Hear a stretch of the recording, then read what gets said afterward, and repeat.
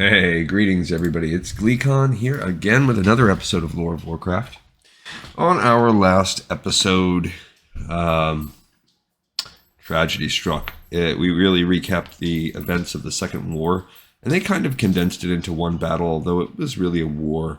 And in this battle, Lyrath, the younger brother, died. We knew it was going to come because we've read previous books where Illyria talked about how that kind of hardened that hatred in her heart for the orcs, and to a lesser extent it did for Varisa as well. We never got to see Sylvanas' side, which was, and we're going to find out why soon.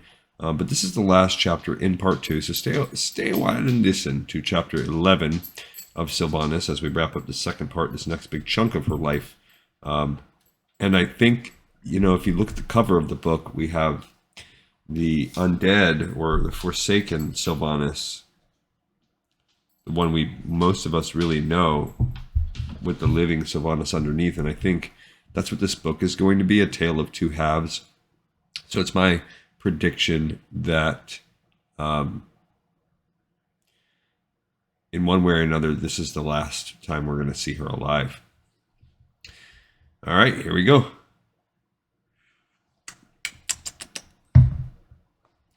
What saved Sylvanas was sealing herself up tight, closing her mind and heart. She had cleaned her brother's body as best she could. The image of her parents, their bodies partially consumed by scavengers, was emblazoned on her mind's eye, so she did everything she could to keep the body safe. She then went to the Enclave. One look at her armor stained with Lyrath's blood, and her face, ashen and impassive, made it cruelly clear to all those Farstriders who had returned there from the battlefield that something was very wrong. Where is Varisa? Sylvanas wondered. She should tell Little Moon first. But no.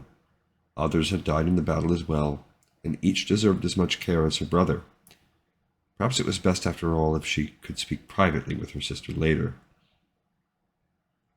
Sylvanas told the Farstriders what had happened as matter-of-factly as if she were speaking to strangers. And the enemy had come around them and slaughtered most of Windrunner village. She was able to identify many of the bodies, but not all, and informed them that the fallen would need to be moved, tended to, claimed, and properly buried. That should not be difficult, Eldaron said, his voice heavy. Among us, we have all lost someone. They were somber as they walked slowly among the bodies near Windrunner village. Though they had faced death and loss in the past and would in the future, like her, they all seemed stunned that there were so many dead. Sylvanas, said Nathanos, appearing at her elbow without her noticing. Come with me. That is... I know, she said quietly. Who do you think covered him? Nathanos had never been at a loss for words the entire time Sylvanas had known him, but now he seemed to be rendered mute. She thought back to the day of Illyria's test, when Haldoran came to their favorite spot to bring Verath, Varisa, and Sylvanas herself back to the spire. No. She would not think of that. He was being trained, Sylvanas said, the words almost devoid of emotion. He was wearing archer's armor. It fit him well and was not new, but not damaged. Not until a wave of monsters had descended, accompanied by the old familiar hated enemy, the trolls.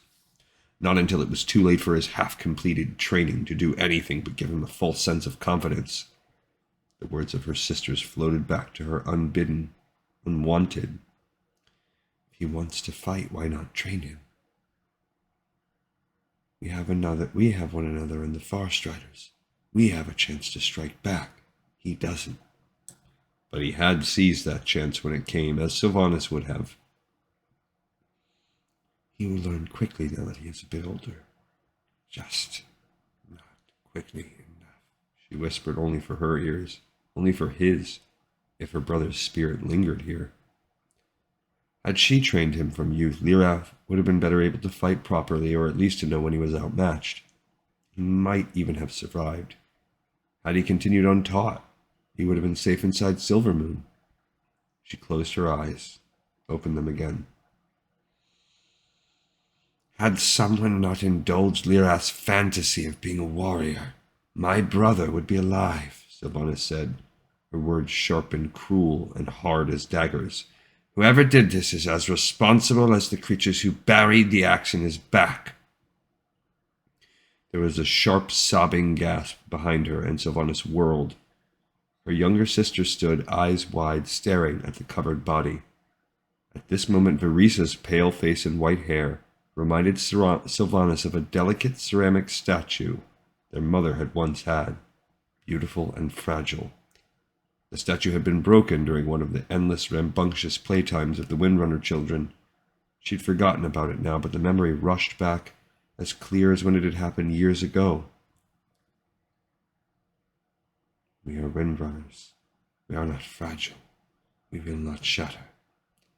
Virissa, look at me. Her sister did, her eyes shiny with tears. Sylvanas, Virissa whispered, her trembling voice so faint as to be barely audible. Please tell me it's not. It is Lyrath.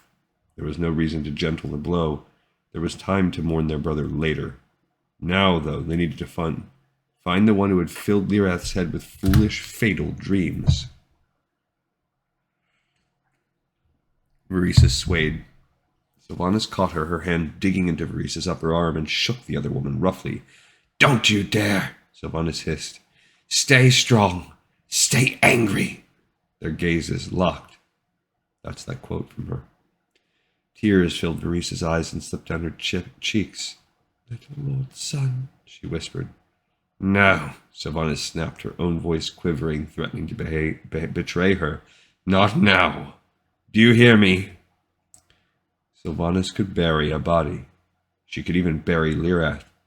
But if she allowed herself to think on their childhood, the moment she had held him and given him that name, Sylvanas knew she would not be able to do what she needed to. Find and punish not only the orcs who had done this, but also the one who had given Lyrath the idea that he ever stood a chance on the battlefield. Virissa nodded and swallowed hard, trying to imitate Sylvanas' detachment, unaware of how desperately Sylvanas wrestled with such composure. Virissa, listen to me. Our brother must have justice. We must find the one who trained him. Do you agree? Virissa stopped trembling and blinked back the tears, pressing her lips together in a thin, hard line. I do, she said, and her voice was clear and strong. And then, to Sylvanas' utter confusion, Virissa knelt before her, or rather crumpled. His blood is on my hands. For a blessed second, Sylvanas could not comprehend what Virissa was saying. Of course she felt responsible, so did Sylvanas. Either of them should have. But then she looked into Virissa's eyes and saw the truth there, and she understood. I trained him, Sylvanas. It is my fault he is dead. Virissa, Lyrath's own sister. And before Sylvanas knew quite what had happened, Nathanos had her wrist in a powerful grip, squeezing painfully. Lorthamar had seized Virissa and pulled her out of striking range, and now he stared at her in pain and empathy and anger. This is not a place for rage, Nathanos said quietly. Oh, yes, it is, Sylvanas snarled. How was it her heart could break so many times? Why did it keep beating? Keep her here for the torment of so much loss? Knowing I tell me what your brother would say, Nathanos whispered. How dare you, Sylvanas cried, but it was too late. The image had been seated in her brain, and she could not unsee Lyrath's face, could not unhear his unspoken words urging her to stop, to think, to remember that they were all family, and that Virissa had acted out of love and with courage just as Sylvanas had, and for one mad instant she hated Lyrath for that. Stages of grief. Lorthamar was guiding a shaking Virissa away, looking back over his shoulder at Sylvanas with concern, not reproach. Keep her away from me, Lorthamar, Sylvanas called. Keep her away. Keep her away for now, perhaps forever, for Virissa's sake and her own. Lyrath was buried alongside their parents in the family plot. Both the king and the prince had offered to organize a formal funeral for him, but Sylvanas declined. Her parents had been national figures, so there had been little choice but for their funerals to be public. Lyrath had been a royal musician. His burial would consist of family and dear friends only. Sylvanas did not think she could bear so soon to repeat the torment she had been through in burying their parents. It was a small gathering. Her, a handful of the Farstriders, and strangely Lord Southrill. Sylvanas had instinctively wanted to forbid his attendance, but whatever his flaws, and they were myriad and flagrant, Southrill had cared about the boy and had helped him on his way. A letter came, marked with the royal seal, from either Kael'thas or Emissarion. Sylvanas did not care, nor did she open the envelope. Later, Sylvanas would remember very little about it. All she could think about was how bare the three graves still were. Lyrath had been killed so shortly after their parents that very little grass or flowers had had time to cover the mounded earth. Sylvanas knew she could not have prevented the deaths of her mother and father. They were doing their duty. They had gone prepared for a fight. No one had understood the true nature of the threat. Lyrath was different. Lyrath had not been duty-bound to battle, nor was he trained or even suitable to be trained, despite what her sisters had said. As the mourners thinned, a familiar voice called her name from behind. Verisa looked like a ghost, her pale face gaunt, eyes shadowed, white hair no longer gleaming like the moon, but stringy with neglect. Sylvanas imagined she looked much the same. Her sister came before her quietly, head bowed. Nathanos moved between them. Nathanos, Sylvanas said, "It's all right. Let her speak with me."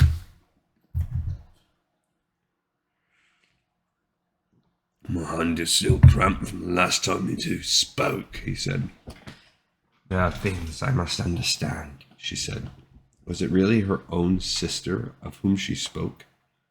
It seemed so strange, and yet she could see no other way things could unfold.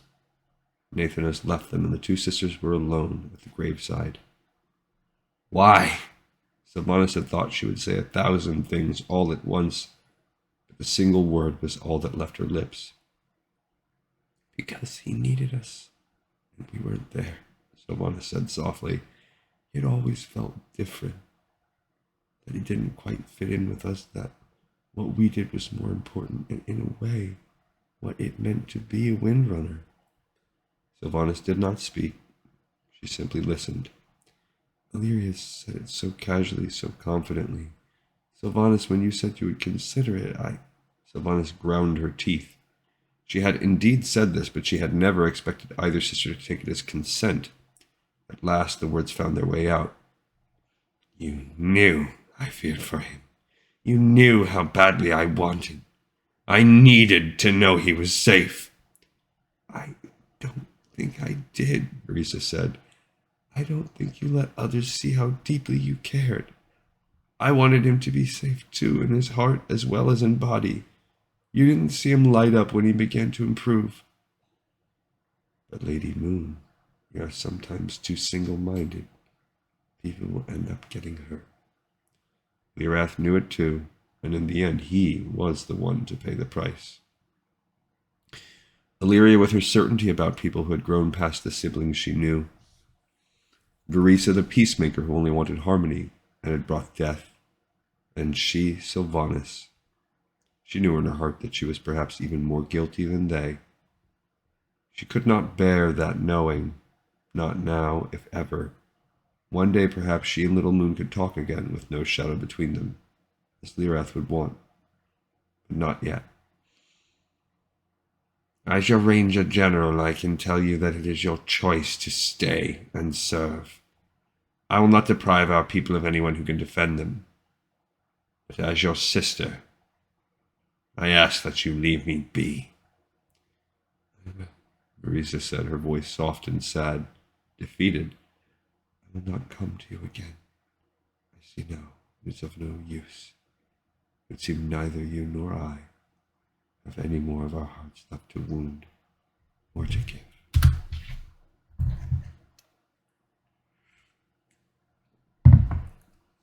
From that hour, Sylvanas channeled all her emotions into her work. She took small groups of 2 or 3 Farstriders on incursions into troll territory, where they surprised and slaughtered whomever they found. She sent them into the wilderness barefoot, with no food, water, navigation tools, or weapons, and only shirts and breeches for clothing. She marched them till they almost dropped, then turned around and marched back with no rest. Once she put a mild sedative in their ale halfway through the march and demoted any who were not able to complete the circuit. "Sylvanas," Lorthamar said upon learning of the incident, "you need to stop." "Stop what?" "Stop punishing everyone, including yourself, for what happened with..." "Don't!" Sylvanas' voice was sharp. "These are your people, your soldiers. They are here because they are loyal to you and your kingdom. You must not treat them this way." Yet somehow the best of the best and the Alliance who aided us managed to let orcs enter deep into the heart of our nation and kill hundreds of people, including Lirath. I demand nothing from them that I do not ask of myself, and you know this. They are tough, they can fight, and they will fight, Lorthamar. They will, and some of them will die. She ground her teeth as she thought back to her brother's blood, the ash-covered fields of her home. But it won't be because I failed to train them properly. It won't be because they didn't learn to expect the unexpected, to push themselves past what they thought they could do, to excel in every area, and in the end, if only a handful can see this and understand it, I will take those few over the 1,000 who do not. Sylvanas paused, then continued, "Including you, old friend." The silence stretched out tense and unhappy, and finally Lorthamar nodded. "I will do as my Ranger General commands." "So be it. Let them drop out. Let them talk behind her back." Sylvanas did not care. She was their leader, not their friend. The ones who stayed, the ones who followed her direction, her orders, they would become legendary, unstoppable, unkillable. There was no sound behind her, but she sensed Nathanos. "Go back to the fire," Nathanos said. "I don't want to." "I don't need you." "You damn well do."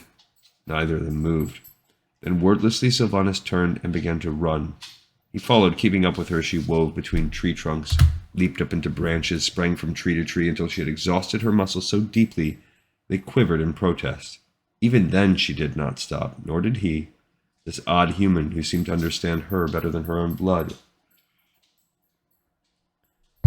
Finally, in that moment that was no longer night, but not yet dawn, Sylvanas dropped to the ground, looking up to realize that her blind flight had brought her feet back to the family's special place. Only there was no family, not anymore. No mother or father, no little moon, or lady's son, or little lord's son. She was all that was left, and she would not dance here again. A sound startled her, and for a moment Sylvanas did not realize that she was the one who had made it. It was a short, sharp sob of utter loss and pain, wrenched from deep inside, and Sylvanas doubled over as the agony she had striven so hard to repress refused to be denied any longer. Another sob, then another, and her face was suddenly drenched with tears, and her throat was raw. She felt strong arms slide around her, and she clung to Nathanos. He was suddenly the only solid thing in a whirl of chaos and emotion. He held her tightly, silently, not offering words or soothing, asking nothing, save to be there for her as long as she wished. Sylvanas knew she was skirting madness. Part of her longed to surrender to it, for perhaps in that vortex there would be no such thing as memory or love, or anything bright and good and true that seemed to exist only to be destroyed. But Nathanos, with his simple flesh and blood solidity, gave her something to either hold on to or release. She clung to the lifeline that he offered.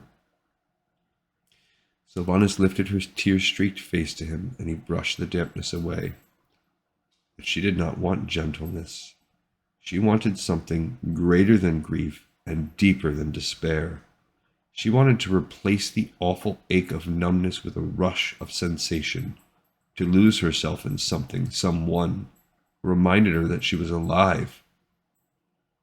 Sylvanas kissed him fiercely, and Nathanos responded, pulling her roughly to him. So Sylvanas Windrunner allowed herself the gift of forgetfulness, at least for a time, while the moons looked down and the world was still.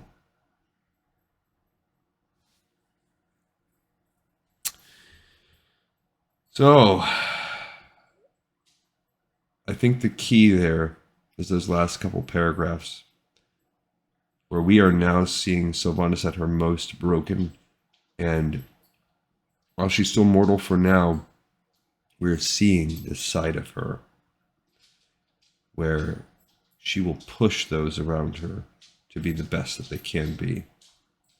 And if anyone who can't hang, she doesn't want them around anyway. And you can see now this complete ruthlessness in her striving for victory. Victory over ultimately what she considers evil forces, but she's been so damaged. She's essentially watched, more than half of her family die in the span, in a very short span, maybe months, maybe weeks. And one sister is gone and sort of abandoned the family. And the other sister, she now has a huge rift with because she blames her. So she is alone. Except for Nathanos. All right, so we have another episode in the pipe, 5x5. We'll do our interlude on the next episode, and we'll kind of just look forward to what's going to be in our future with this show. But hey, I can't remember what another episode in the pipe, 5x5. I said it once, I'll say it twice. Thank you everybody so much for watching and for listening, and I will see you all next time on Lore of Warcraft.